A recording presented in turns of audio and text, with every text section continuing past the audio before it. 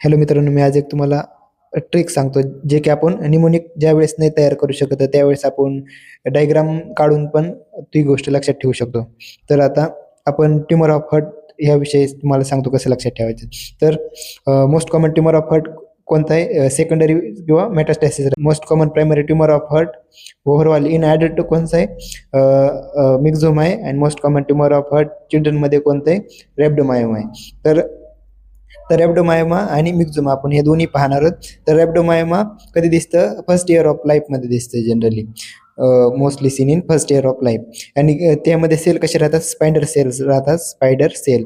And ते कशाशी related आहे? ट्युबरस क्लेरोसिसच्या रिलेटेड आहे. रॅब्डोमायोमा कुठं दिसतं? रॅब्डोमायोमा व्हेंट्रिकलमध्ये दिसतं. तर आपण असं लक्षात ठेवू शकतो, हे हार्ट आहे, आर्ट्रिया आणि व्हेंट्रिकलमध्ये काय दिसतं? रॅब्डोमायोमा दिसतं. तर आता मिक्झोमा बघतो. मिक्झोमामध्ये काय?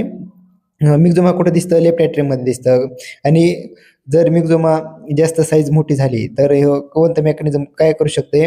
बॉल व्हॅल्व ऑब्स्ट्रक्शन करू शकतो. साईज खूप मोठी झाली मिक्झोमाची, इथं साईज खूप मोठी झाली लेफ्ट ॲट्रियममध्ये, तर ते ब्लड खाली जाऊन देणार नाही, तर बॉल व्हॅल्व ऑब्स्ट्रक्शन होऊ शकतं त्यामुळं.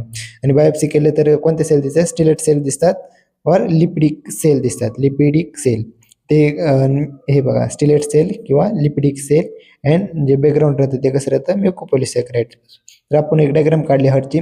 तर लेफ्ट ॲट्रिया, हे जर लेफ्ट ॲट्रिया आहे तर ह्यात काय दिसतं? मिक्झोमा दिसतं लेफ्ट ॲट्रियामध्ये. आणि व्हेंट्रिकलमध्ये काय दिसतं? रॅब्डोमायोमा दिसतं. तर मिक्झोमामध्ये कोणते सेल आहे? तर लिपिडिक सेल आहेत, लिपिडिक सेल आणि स्टिलेट सेल. आणि रॅब्डोमायोमध्ये स्पायडर सेल आहेत. तर आपण स्पायडर सेल कसं लक्षात ठेवायचं? आर शेवटला आर येते, तर असं लक्षात ठेवू शकतो, कारण की इथं बी एस पासून सुरू होते सेल आणि इथं पण एस पासून होते. तर स्टिलेट सेल आहे, स्पायडर सेल.